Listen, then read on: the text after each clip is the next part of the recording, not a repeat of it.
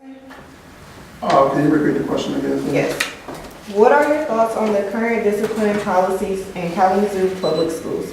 Do you have any alternative solutions to suspensions that you might propose to the board? Yes. So a perfect example, and sometimes things lead with people that had it well. Mr. Pearson was a principal, was a Jolly Giant at Millwood School, and I remember instead of the kids serving detention, lunch detention, he would give them a hammer, a saw, and they would go outside. You about to help me build this bench? You about to help me do this? And so it was sort of this vocational concept where he was teaching them a skill trade instead of them feeling like they were being punished. And also I like the idea of meditation, where because a lot of our children are stimulated because of social media and video games, their mind never have time to just rest and come at peace. And so they needed time to just put away everything, quit writing sentences, quit looking at the wall, but meditate and clear their hearts and their mind, because you don't know the trauma that they're facing outside of school.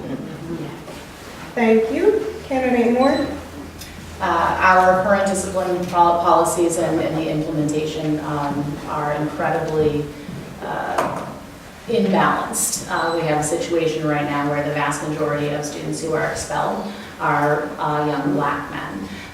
Students referred to law enforcement, of all of the students referred to law enforcement in the school, 73.3% of those were black. Our black student population is under 50%. I think that we need to look at the root causes of the issues in the schools. We need to look at restorative justice as a way to identify our students' needs and prevent these things from happening, and employ things like conflict resolution and conferencing and circles to resolve problems before they can escalate, and avoid the need for suspensions or a situation where a student needs to be removed for their own safety or for another's. Thank you. Candidate Morris? I think the punitive aspect of discipline should be a last resort.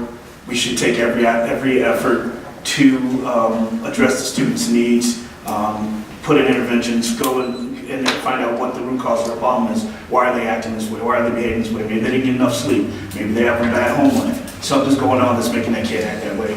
And we need to be able to address that on the level that we can, and mitigate those situations. We just can't be draconian and strike them down every time.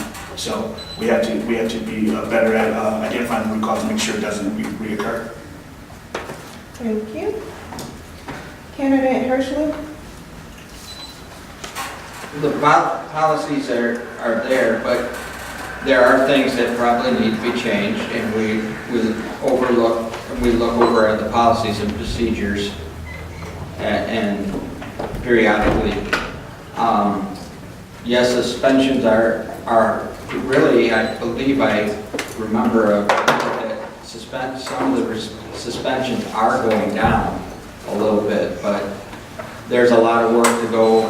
Restorative justice is been put in. We've put in several different programs in different schools. You know, we are concerned about the suspension rates. We do look at those as board members. Thank you. Would anybody like to review?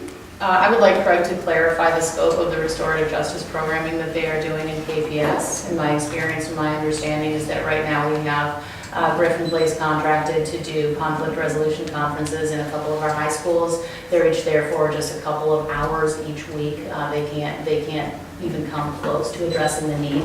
And also that's just one facet of restorative justice. I mean, that's just conflict resolution. We're not even going into, you know, the whole district practices that need to be in place where everyone needs to be trained in employing these methods.